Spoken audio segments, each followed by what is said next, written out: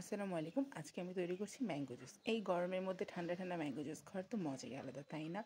তো চলুন আমরা শুরু করি। প্রথমে আমি কাঁচা পাকা দুটো আম নিয়ে নিয়েছি। আমগুলোর দুই সাইড আমি সুন্দর করে কেটে নিচ্ছি। এখন আমের এই দুই অংশটুকুকেও আবার আমি সুন্দর করে ছোট ছোট করে কেটে নেব, যেন এটাকে ইজিলি ব্লেন্ড করা যায়। আর এভাবেই কিন্তু আমি দুটো আমকেই ইজিলি কিউব করে কেটে নিয়েছি।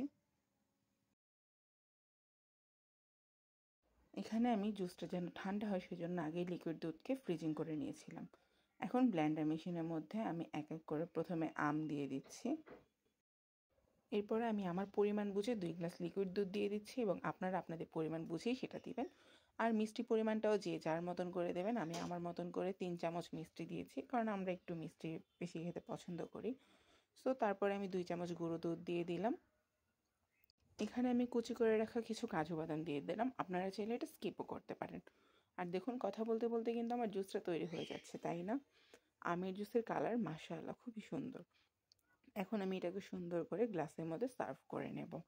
যেহেতু জুসটা বানানোর সময় আমি ঠান্ডা দুধ ব্যবহার করেছি, তাই বরফের পরিমাণটা আমি একটু কমিয়ে দিচ্ছি। এটা দেখতে যেমন হয়েছে, খেতেও কিন্তু দারুণ হয়েছে। আশা করছি আপনাদের কাছেও ভালো লাগবে। এটা গরমের দিনে আপনারাও ট্রাই করতে পারেন।